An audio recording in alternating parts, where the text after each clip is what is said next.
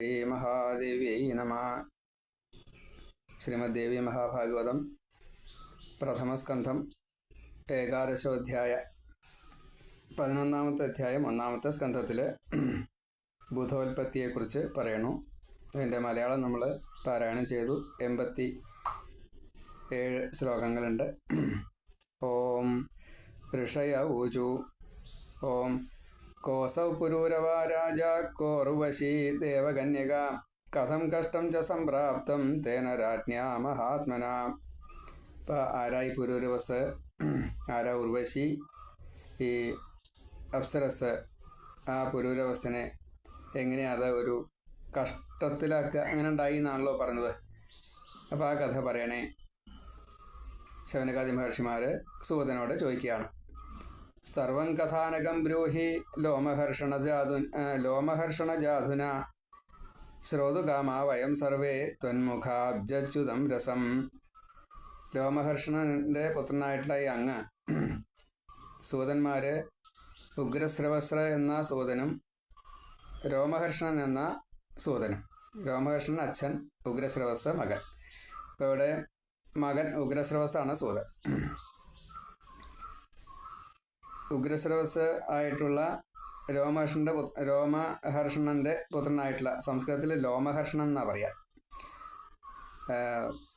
കഥ പറയുമ്പോൾ രോമം എഴുന്നേറ്റ് നിൽക്കും, രോമാഞ്ചം ഉണ്ടാവുന്ന അത്രയും നന്നായിട്ട് പറയാൻ പറ്റും. അതാണ് അങ്ങനെ പറയാൻ കാരണം. അപ്പോൾ ഏതായാലും ആ സൂതനോട് കഥ പറയാൻ വേണ്ടിയിട്ട് പറയാണ്. അങ്ങയുടെ വാക്കുകളിലുള്ള മധുരം അത് കേൾക്കാൻ എത്ര പറഞ്ഞാലും എത്ര കേട്ടാലും മതിയാവാത്ത ഒരു കഥാകഥന സമ്പ്രദായം അതാണ്. അപ്പോൾ അത് കേൾക്കണ ആഗ്രഹമുണ്ട്. അമൃതാദവിമിഷ്ടാതേ വാണീസൂത രസാത്മിക ന തൃപ്യാമോ വയം സർവേ സുധയാ ച യഥാമരാം. അല്ലയോ സൂത, അമൃതിനേക്കാൾ മധുരമുള്ളത് രസാത്മകവുമാണ് അങ്ങയുടെ വാക്ക്. ദേവന്മാർക്ക് അമൃത് എത്ര കിട്ടിയാലും തൃപ്തിയാവില്ല. അതുപോലെ അങ്ങയുടെ വാക്കുസുധ കേട്ടിട്ട് ഞങ്ങൾക്കാർക്കും തൃപ്തി വരണമില്ല. വീണ്ടും വീണ്ടും കേൾക്കണമെന്ന് പറഞ്ഞു. സൂത ഉവാച ശൃണുദ്ധം മുനയ സർവേ കഥാം ദിവ്യാം മനോരമാം വക്ഷ്യാമ്യഹം യഥാ ബുദ്ധ്യ ശ്രുതാം വ്യാസവരോത്തമാത്. ദിവ്യമായിട്ടുള്ള ഈ കഥകൾ, മനസ്സിനെ ആനന്ദിപ്പിക്കുന്നതായിട്ടുള്ള ഭഗവത് ചരിത്രങ്ങൾ, ഭക്തന്മാരുടെ കഥകൾ, ശൗനകാദി മഹർഷിമാരെ നിങ്ങൾ കേട്ടോളൂ. വ്യാസൻ എനിക്ക് പറഞ്ഞു തന്നത് എൻ്റെ കഴിവിനൊത്ത് ഞാൻ പറഞ്ഞുതരാം. ഗുരുസ്തുതൈത ഭാര്യ താര നാമേതി വിശ്രുത രൂപ യൗവനയുക്ത സ ചാർവംഗി മദവിഹ്വല. താര എന്ന പേര് കേട്ട ദേവഗുരുവായിട്ടുള്ള ബൃഹസ്പതിയുടെ പത്നി, രൂപം, യൗവനം, സൗന്ദര്യം, അതുപോലെ സ്വഭാവം, അങ്ങനെ പലതും എല്ലാം ഉണ്ട്. കുറച്ചൊരു മതഗർവിതയും ആണ്. ഇതൊക്കെ ഉണ്ടായത് കൊണ്ടാവാം. ഏതായാലും ഗതാവിധേർധാമ യജമാനസ്യ ഭാമിനി ദൃഷ്ടാച്ച ശശിനാത്യർത്ഥം രൂപയൗവനശാലിനി. ഒരിക്കൽ സുന്ദരിയായിട്ടുള്ള ഈ താര യജമാനൻ്റെ സ്ഥാനം വഹിച്ചിരുന്ന ആ ചന്ദ്രൻ്റെ ഭവനത്തിൽ എത്തിച്ചേർന്നു. അപ്പോൾ വളരെയധികം സുന്ദരിയായിട്ടുള്ള ആ താരയെ ചന്ദ്രൻ കണ്ടു. കുറച്ചൊരു താല്പര്യം അങ്ങോട്ടും ഇങ്ങോട്ടും തോന്നി എന്നാണ്. കാമാതുര സദാജാത ശശിമുഖീം പ്രതി സാ വിവീക്ഷ വിധും കാമം ജാത മദന പീഡിത. ഇപ്പം ചന്ദ്രമുഖിയായിട്ടുള്ള ചന്ദ്രൻ്റെ മുഖം അതങ്ങനെയാണ്. ചന്ദ്രനെ പോലെ വിളങ്ങുന്നു നിൻ മുഖം എന്ന് അങ്ങനെയാണ് സാധാരണ പറയുക. അത്രയും സൗന്ദര്യമുള്ളവരെ അങ്ങനെ പറയാം. അപ്പോൾ ചന്ദ്രമുഖിയായിട്ടുള്ള ഈ താരയെ ചന്ദ്രൻ കുറച്ചൊരു കാമത്തോട് തന്നെ നോക്കി. അതേപോലെ ചന്ദ്രനെയും താര ആ രീതിയിലാണ് കണ്ടത്. തൗ അന്യോന്യം പ്രേമയുക്തൗ സ്മരാർത്ഥൗ ച ബഭൂവതു താരാ ശശി മധോന്മത്തൗ കാമബാണപ്രപീഡിതൗ. താരയും ശശിയും പ്രേമബദ്ധരായി, കാമാർത്ഥരായി, അവരെ കാമബാണങ്ങൾക്ക് വിധേയരായി തീർന്നു. രേമാതേ മതമത്തൗ തൗ പരസ്പര സ്പൃഹാന്വിതൗ ദിനാനി കരുചിത്തത്ര ജാതാനി രമമാണയോ. അപ്പോൾ ഈ മതമത്തരായിട്ടുള്ളവർ പരസ്പരം രമിക്കാൻ വേണ്ടിയിട്ട് ആഗ്രഹിച്ചു, അത് ചെയ്തു. ദിവസങ്ങൾ അങ്ങനെ കടന്നുപോയി, സുഖിച്ചുകൊണ്ട് കടന്നുപോയി. ബൃഹസ്പതിസ്തു ദുഃഖാർത്ഥസ്താരാം ആനയിതും ഗൃഹം പ്രേഷയാമാസ ശിഷ്യം തു നായാത സാവശീകൃത. ബൃഹസ്പതി ആവട്ടെ കുറച്ച് പത്നി പോയപ്പോൾ ദുഃഖിച്ചു. താരയെ വീട്ടിലേക്ക് കൊണ്ടുവരണമെന്ന് ആഗ്രഹമുണ്ട്. ഒരു ദൂതനെ പറഞ്ഞയച്ചു, ശിഷ്യനായിട്ട് ഉള്ളൊരു ദൂതനെ പറഞ്ഞയച്ചു. ചന്ദ്രനാൽ വശീകരിക്കപ്പെട്ട താര വന്നില്ല. പുനർയഥാ ശിഷ്യം പരാവർത്തത ചന്ദ്രമാ ബൃഹസ്പതി സദാ ക്രുദ്ധോ ജഗാമ സ്വയമേവ ഹി. ബൃഹസ്പതി വീണ്ടും വീണ്ടും ശിഷ്യനെ അയച്ചുകൊണ്ടിരുന്നു. അപ്പോഴെല്ലാം ചന്ദ്രൻ ആ ദൂതനെ മടക്കി പറഞ്ഞയച്ചു. അപ്പോൾ കുറച്ചൊരു ശുണ്ഠി വന്ന് ബൃഹസ്പതി ഈ ചന്ദ്രഭവനത്തിലേക്ക് ചെന്നു. ഗത്വാ സോമഗൃഹം തത്ര വാചസ്പതിരുദാരഥി ഉവാച ശശിനം ക്രുദ്ധ സ്മയമാനം മദാന്വിതം. ഇത്രയും ഉദാരമനസ്കനായിട്ടുള്ള ഈ വാചസ്പതിയായിട്ടുള്ള സോമന്റെ ഗൃഹത്തിൽ കുറച്ച് ശുണ്ഠി എടുത്തുകൊണ്ട് ബൃഹസ്പതി നല്ലോണം അഹങ്കാരത്തോട് കൂടിയിട്ട് അവിടെ ചെന്ന് പറഞ്ഞു.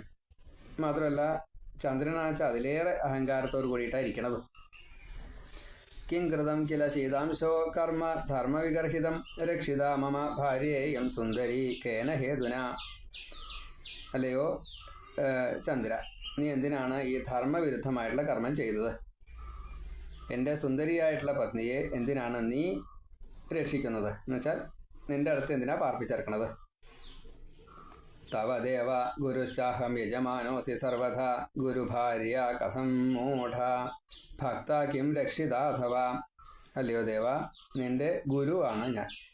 നീ എല്ലാവിധത്തിലും യജമാനൻ, യാഗം ചെയ്യുന്നവൻ.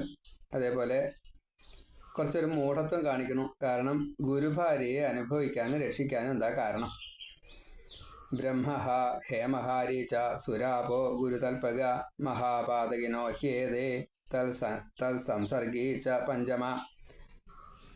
ബ്രഹ്മഹത്യ, അതേപോലെ സ്വർണം മോഷ്ടിക്കുക, മദ്യപിക്കുക, ഗുരുപത്നിയെ പ്രാപിക്കുക, ഇവർ മഹാപാതകികളാണ്.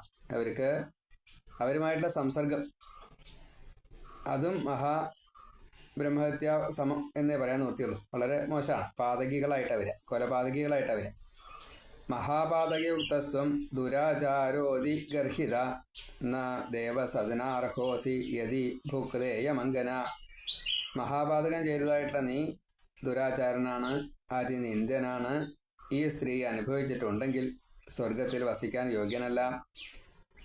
മുഞ്ചേമാമ സീതാപാംഗ്യം നയാമി സദനം മമ നോ ചേത് ഭക്ഷ്യാമി ദുഷ്ടാത്മൻ ഗുരുധാരാപഹാരിണം. സുന്ദരിയായിട്ടുള്ള ഇവളെ വിട്ടോളൂ, എൻ്റെ ഗൃഹത്തിലേക്ക് കൊണ്ടുപോയിക്കോളാം. ബൃഹസ്പതി പറയുകയാണ് ചന്ദ്രനോട്, എൻ്റെ ഭാര്യ എനിക്ക് തരൂ, അല്ലെങ്കിൽ ദുഷ്ടാത്മാവായിട്ട നിന്നെ ഗുരുപത്നിയെ അപഹരിച്ചവൻ എന്ന ഈ മഹാപാപം വരും. അത് വലിയ തീരാത്ത മഹാപാപ, ബ്രഹ്മഹത്യാ പാപാണ്. ഇത്യേവം ഭാഷമാണം തം ഉവാചാരോഹിണീപതി ഗുരും ക്രോധസമായുക്തം കാന്താവിരഹ ദുഃഖിതം. ഇങ്ങനെ ഭാര്യാവിരഹം കൊണ്ട് ദുഃഖിക്കുന്നവർ, ക്രോധ ആവിഷ്ടനുമായിട്ടുള്ള സംസാരിക്കുന്നതായിട്ടുള്ള ഗുരുവിനോട് രോഹിണീപതിയായിട്ടുള്ള ചന്ദ്രൻ പറഞ്ഞു. ഇന്ദുരുവാച ക്രോധാത്തേ തോ ദുരാരാധ്യ ബ്രാഹ്മണ ക്രോധവർജിത പൂജാർഹ ധർമ്മശാസ്ത്രജ്ഞ വർജനീയാസ്തതോന്യഥ. ക്രോധമുള്ള ബ്രാഹ്മണൻ പൂജാർഹനല്ല. ശുണ്ഠി എടുക്കുക, ബ്രാഹ്മണനാണെന്ന് പറയുക, എന്നിട്ട് ഇങ്ങനെ എപ്പോഴും ശുണ്ഠി എടുത്ത് അങ്ങനെയായാൽ നന്നല്ല. അദ്ദേഹത്തിനെ ആരും പൂജിക്കാറുമില്ല. ധർമ്മശാസ്ത്രം അറിയുന്നതായിട്ടുള്ള ഒരു ബ്രാഹ്മണൻ കാമക്രോധാദികൾക്ക് അടിമപ്പെടാറില്ല. അങ്ങനെയുള്ളവരെ വർജിക്കുകയാണ് വേണ്ടത്. ചന്ദ്രൻ നിയമം പറയാം. ആഗമിഷ്യതി സാ കാമം ഗൃഹം തേ വരവർണിനി അത്രൈവ സംസ്ഥിത ബാല കാത്തേ ഹാനിരിഹാനഖ. സുന്ദരിയായിട്ട് ഇവർ അങ്ങയുടെ ഭവനത്തിലേക്ക് വരും. ഇവിടെ നിന്നാൽ തന്നെ പുണ്യാത്മാവെ, അങ്ങേക്ക് എന്താണ് ന്യൂനത? അതായത് എൻ്റെ ഭാര്യയായിട്ട് ഇവിടെ നിന്നോട്ടെ, അതിന് അങ്ങേക്ക് എന്താ കുഴപ്പം? ഗുരുവിൻ്റെ ഭാര്യ എൻ്റെ ഗൃഹത്തിൽ എൻ്റെ ഭാര്യയായിട്ട് നിന്നോട്ടെ, അതുകൊണ്ട് ഗുരുവിന് എന്താ കുഴപ്പം എന്നാ ചോദിച്ചതേ. ഇച്ഛയാ സംസ്ഥിത ഛാത്ര സുഖകാമാർത്ഥിനി ഹി സ ദിനാനി കരിജിൽ സ്ഥിത്വ സ്വേച്ഛയാ ചാഗമിഷതി. സുഖം, കാമം ഇത് ആഗ്രഹിച്ചുകൊണ്ട് താര ഇവിടെ നിൽക്കണു. അത് അവരുടെ ഇഷ്ടപ്രകാരം നിൽക്കുകയാണ്. ഇഷ്ടം ഇനി മതി എന്ന് തോന്നിക്കഴിഞ്ഞാൽ താര തിരിച്ചങ്ങോട്ട് വരും ചെയ്യും. അപ്പോൾ സ്വീകരിച്ചോളൂ. ഇങ്ങനെ അഹമ്മദി പറയാണ് ചന്ദ്രൻ.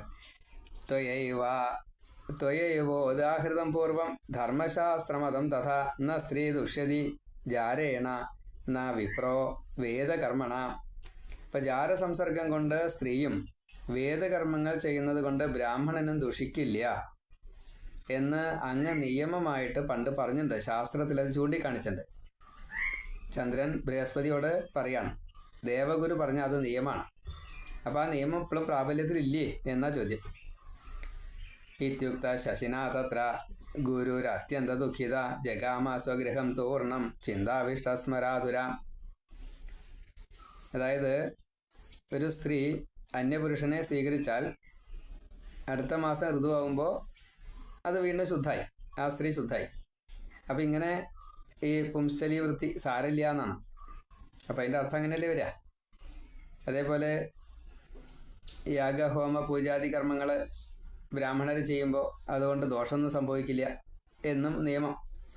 അപ്പോൾ ഇത് രണ്ടും ഉണ്ടാകുമ്പോൾ ഇത് ഞാൻ തന്നെയാണ് വിധിച്ചത് എന്ന് ബൃഹസ്പതിക്ക് തോന്നി. അപ്പോൾ ചന്ദ്രൻ ഇങ്ങനെയൊക്കെ പറഞ്ഞു കഴിഞ്ഞപ്പോൾ ഇനി എന്താ വേണ്ടത് നിശ്ചയില്ലാതെ കണ്ട് അവിടെ നിന്ന് തിരിച്ചു പോന്നു.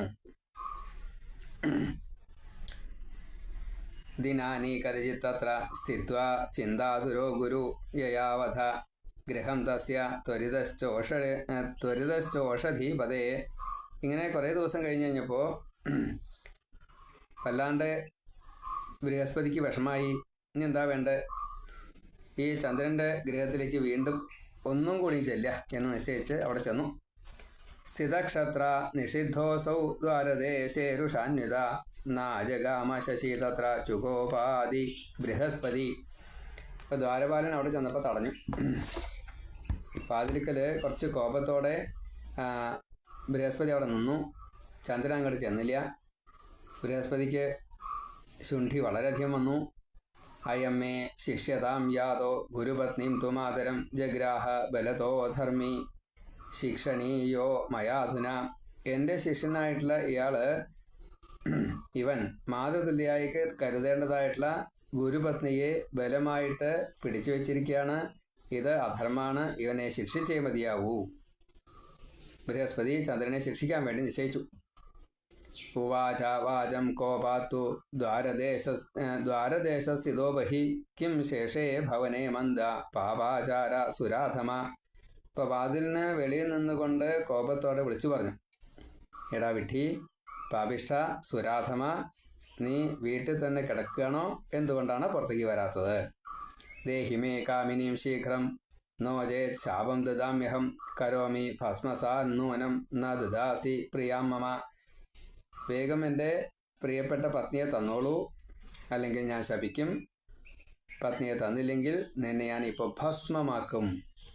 സുഗതൗവാച ക്രൂരാണി ചൈവമാദീനി ഭാഷണാനി ബൃഹസ്പതേ ശ്രുത്വാ ദ്വിജപതി ശീഘ്രം നിർഗത സദനാദ്ബഹി.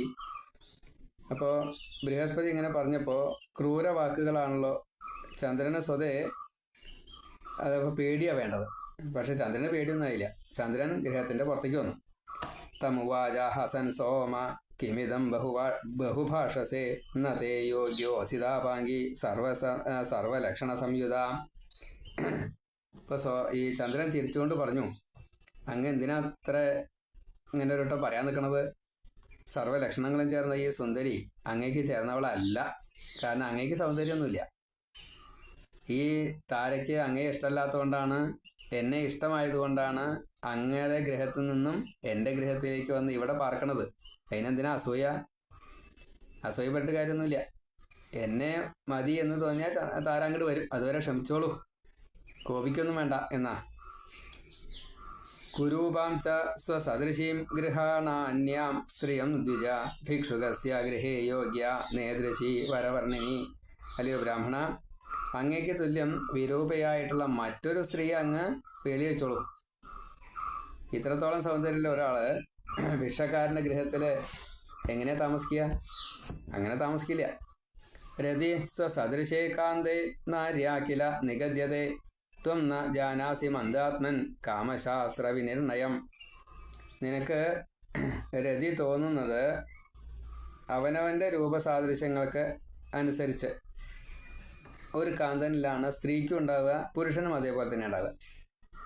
അപ്പോൾ ബുദ്ധികെട്ട നീയ് ഗുരുവിനോട് പറയുകയാണേ, കാമശാസ്ത്രം വിരിച്ചിരിക്കുന്നതായിട്ടുള്ള നിയമത്തെ എന്താ എന്നുള്ളത് കൃത്യമായിട്ട് അറിഞ്ഞിട്ടും നീ എന്തുകൊണ്ട് ഇങ്ങനെ ചെയ്യണു? ഒരു സ്ത്രീ തനിക്ക് അനുരൂപനായിട്ടുള്ള ഒരു ഭർത്താവിനെ മാത്രമേ സ്വീകരിക്കുള്ളൂ. അത് നിയമമാണ്. അത് അറിഞ്ഞിട്ടും പിന്നെ എന്തിനാ ഇങ്ങനെ വേവലാതിപ്പെട്ട് എൻ്റെ അടുത്ത് വരണത്? യഥേഷ്ടം ഗച്ഛ ദുർബുദ്ധേ നാഹം ദാസ്യാമി കാമിനീം യത് ശക്യം കുരു തത് കാമം ന ദേയോ വരവർണിനി. ദുർബുദ്ധിയായിട്ടുള്ള നീയെ എവിടേക്കാച്ചാ ഇഷ്ടം പോലെ പോയിക്കോ. ഈ കാമിനിയെ ഞാൻ തരില്ല. കഴിയുന്നതെന്തോ അത് നിനക്ക് പറ്റാവുന്നൊക്കെ നീ ചെയ്തോ. ഗുരുവിനോടാണ് പറയണത്. ഇത്രയും സുന്ദരിയായിട്ടുള്ള ഇവളെ എന്തു ചെയ്താലും ശരി, ഞാൻ ജയിക്കും, നീ തോൽക്കും, ഞാൻ ഇവളെ തരില്ല. കാമാർത്ഥസ്യാച്ച തേ ശാപോ നമാം ബാധിതുമർഹതി നാഹം ദദേ ഗുരോ കാന്താം യഥേച്ഛസി തഥാ ഗുരു. കാമാർത്ഥനായിട്ടുള്ള അങ്ങയുടെ ഈ ശാപം എന്നെ ബാധിക്കില്ല. ഗുരുവായിട്ടുള്ള ദേവഗുരുവായിട്ടുള്ള അങ്ങ് ഇനി ഇവിടെ നിൽക്കണ്ട. ഞാൻ എൻ്റെ ഭാര്യയായിട്ട് അപ്പിരിക്കണത്, നിന്റെ ഭാര്യയായിട്ടല്ല. നിന്റെ ഭാര്യയെ ഞാൻ തരില്ല. എന്താണോ ചെയ്യാൻ ആഗ്രഹിക്കുന്നത് അത് ചെയ്തോളൂ, ഞാൻ അതിൻ്റെ പരിഹാരം കണ്ടോളാം. സൂത ഉവാച ഇത്യുക്ത ശശിന ചേജ്യശ്ചിന്താമാപരുഷാന്വിത ജഗാമ തരസാ സദ്മ ക്രോധയുക്ത ശശീപതേ. അപ്പോൾ ശശിയുടെ ചന്ദ്രൻ്റെ ഈ വാക്ക് കേട്ടപ്പോൾ കോപം കൊണ്ട് കണ്ണ് തുടുത്തുപോയി. വളരെ കോപം സഹിക്കുക വയ്യാതെ കണ്ട് അവിടെ നിന്ന് ഇറങ്ങിപ്പോയി. ഒന്നും ചെയ്തില്ല കേട്ടോ, ശപിക്കൊന്നുമില്ല. ഇന്ദ്രൻ്റെ ഭവനത്തിലേക്കാണ് പിന്നെ പോയത്. ചന്ദ്രൻ്റെ അവിടുന്ന് നേരെ ഇന്ദ്രൻ്റെ ഭവനത്തിലേക്കാണ് പോയത്. ദൃഷ്ട്വാ ശതക്രതുസ്തത്ര ഗുരും ദുഃഖാതുരം സ്ഥിതം പാദ്യാർഘ്യാജമനീയാദ്യൈ പൂജയിത്വാ സുസംസ്ഥിത. ദുഃഖാർത്ഥനായിട്ട് അവിടെ വന്നു നിൽക്കുന്നതായിട്ടുള്ള ഗുരുവിനെ ദേവേന്ദ്രൻ കണ്ടു. അർഘ്യം പാദ്യം ആചമനീയം ഒക്കെ നൽകി നന്നായിട്ട് പൂജിച്ചു ഇന്ദ്രൻ ദേവഗുരുവിനെ. എന്നിട്ട് വിനയപൂർവ്വം അറിയുന്നു. അതൊന്നും അത്ര പതിവില്ല കേട്ടോ. ഇന്ദ്രൻ വേണ്ട രീതിയിൽ അങ്ങനെയൊന്നും ഗുരുവിനെ ഇത് ചെയ്യാറില്ല. എന്നാലും ഇപ്പം അങ്ങനെയൊക്കെ ഉണ്ടായി എന്ന് കൂട്ടിയാൽ മതി. എന്തെങ്കിലും ഗതി കെട്ടാലാ സാധാരണ ഇങ്ങനെയൊക്കെ നിൽക്കാറ്. ഇതിപ്പോൾ യാദൃശികമായിട്ടാണ്. പപ്രച്ഛ പരമോദാരസ്തം തഥാവസ്ഥിതം ഗുരും കാ ചിന്താതേ മഹാഭാഗ ശോകാർത്തോസി മഹാമുനെ.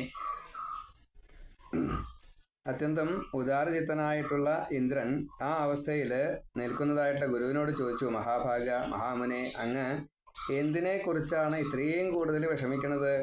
വല്ലാതെ കണ്ട് ദുഃഖം അങ്ങയെ ഭരിക്കുന്നുണ്ടല്ലോ, അതൊന്ന് പറയൂ. കേനാപമാനിതോസി ത്വം മമ രാജ്യേ ഗുരുശ്ചമേ ത്വദധീനമിതം സർവം സൈന്യം ലോകാധിപൈ സഹ. എൻ്റെ രാജ്യത്തുള്ള എൻ്റെ അധീനതയിലുള്ള എല്ലാം ഗുരുവായിട്ടുള്ള ബൃഹസ്പതിക്കുള്ള അവകാശമാണ്. അപ്പോൾ എൻ്റെ രാജ്യത്തിൽ ആരെങ്കിലും അങ്ങയെ അപമാനിക്കുന്നുണ്ടായോ? ഈ ചന്ദ്രൻ ഇപ്പോൾ അപമാനിച്ചത് കുറച്ച് ചില്ലറയല്ല, കുറച്ച് അധികമുണ്ട്. എന്നിട്ട് അത് മനസ്സിലായിട്ടില്ല ഇന്ദ്രൻ. അപ്പോൾ ശരിക്കും രാജാവാനുള്ള അർഹത കൂടി ഇല്ല. എൻ്റെ ഈ സൈന്യവും ലോകാധിപന്മാരായിട്ടുള്ള എല്ലാവരും അങ്ങേക്കും അധീനമാണ്. ഗുരുവിൻ്റെ അധീനത്തിലാണ് വരിക. രാജാവിൻ്റെ മാത്രമല്ല, ഗുരുവിനും കൂടി ഈ അധികാരമുണ്ട്. അഥവാ രാജാവ് ഒന്നും ചെയ്തില്ല എന്ന് കൂട്ടാ, രാജഭരണം നേരെയായില്ല വെച്ചാൽ ആ രാജ്യം ഈ രാജഗുരുവിന് ഭരിക്കാനുള്ള അധികാരം ഉണ്ടെന്നാണ് പറയാം. അപ്പോൾ അതുകൊണ്ട് ഇന്ദ്രൻ പറഞ്ഞു, ഈ രാജ്യത്തിലെല്ലാം അങ്ങേക്ക് സ്വന്തമാണ്.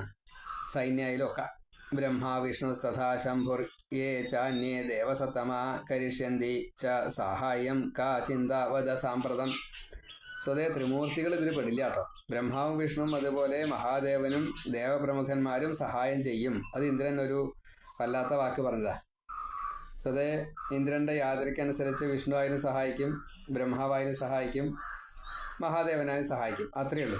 അല്ലാണ്ട് അധീനത്തിലല്ല. ത്രിമൂർത്തികളുടെ താഴെയാണല്ലോ ഇന്ദ്രൻ. അപ്പം അതുകൊണ്ട് ഈ ചെയ്യും എന്നുള്ളത് പറയാൻ അത്രയ്ക്കുള്ള അധികാരമില്ല. നമുക്ക് ആവശ്യപ്പെടാമെന്നേ പറയാൻ പറ്റൂ. അങ്ങ് എന്തിനെക്കുറിച്ചാണോ ചിന്തിക്കുന്നത്, വിഷമിക്കുന്നത്, അത് ഒഴിവാക്കിക്കോളൂ എന്ന അർത്ഥത്തിലാണ് ഇപ്പോൾ പറഞ്ഞത്. ഗുരുരുവാച ശശിന അപഹൃത ഭാര്യ താരാമമ സുലോചന ന ദദാതി സ ദുഷ്ടാത്മാ പ്രാർത്ഥിതോപി പുനഃ പുനഃ. സുന്ദരിയായിട്ടുള്ള എൻ്റെ ഭാര്യ താര ചന്ദ്രനാൽ അപഹരിക്കപ്പെട്ടു. ഞാൻ കുറേ തവണ അപേക്ഷിച്ചു. ആ ദുഷ്ടൻ എനിക്ക് ഭാര്യ തന്നില്ല. കിം കരോമി സുരേശാന ത്വമേവ ശരണം മമ സാഹായം കുരു ദേവേശ ദുഃഖിതോസ്മി ശതക്രതോ. അല്ലയോ ഇന്ദ്ര, ഞാൻ എന്താ ചെയ്യേണ്ടത്? അങ്ങ് പറയൂ. അങ്ങ് പറയണതനുസരിച്ച് ഞാൻ ചെയ്തോളാം. അങ്ങ് എന്നെ സഹായിക്കാൻ തയ്യാറാണ് എങ്കിൽ ശതക്രതുവായിട്ടുള്ള അങ്ങ് എന്നെ സഹായിക്കുകയാണ് വേണ്ടത്. ഞാനിപ്പോൾ ദുഃഖിതനാണ്. ഇന്ദ്ര ഉവാച മാ ശോകം കുരു ധർമ്മജ്ഞ ദാസോസ്മി തവ സുവ്രത ആനയിഷ്യാമ്യഹം നൂനം ഭാര്യ തവ മഹാമതേ. ഇങ്ങനെ ധർമ്മം അറിയുന്നതായിട്ടുള്ള ഗുരുവിനോട് ധർമ്മിഷ്ഠനായിട്ടുള്ള ഇന്ദ്രൻ പറഞ്ഞു, ഞാൻ അങ്ങയ്ക്ക് ദാസനാണ്. അതുകൊണ്ട് അങ്ങയുടെ ഭാര്യയെ കിട്ടാൻ വേണ്ടത് എന്താണോ അത് ഞാൻ ചെയ്തോളാം എന്ന് പറഞ്ഞു. ഇനി വിഷ്ണുവിനോട് പറയലും ശിവനോട് പറയലും. അപ്പോൾ ശിവൻ കൂട്ടരൊക്കെ ചന്ദ്രൻ്റെ കൂടെ നിൽക്കലും വിഷ്ണു കൂട്ടരൊക്കെ ഇന്ദ്രൻ്റെ കൂടെ നിൽക്കലും തമ്മിലൊരു യുദ്ധത്തിൻ്റെ രംഗങ്ങളൊക്കെ വരുന്നതാണ് ഇനി അടുത്ത ഭാഗം വായിക്കേണ്ടത്. ഇപ്പോൾ 41 ശ്ലോകം നമ്മൾ വായിച്ചു. ഇനി ബാക്കിയുള്ളത് അടുത്ത ഭാഗത്തിൽ പറയാം. സർവത്ര ശ്രീമദ്ദേവി നാമസങ്കീർത്തന ശ്രീ മഹാദേവ്യൈ നമ. 87 ശ്ലോകം ഉണ്ട്. അപ്പോൾ വലിയ അധ്യായം. ശ്രീ മഹാദേവ്യൈ നമ.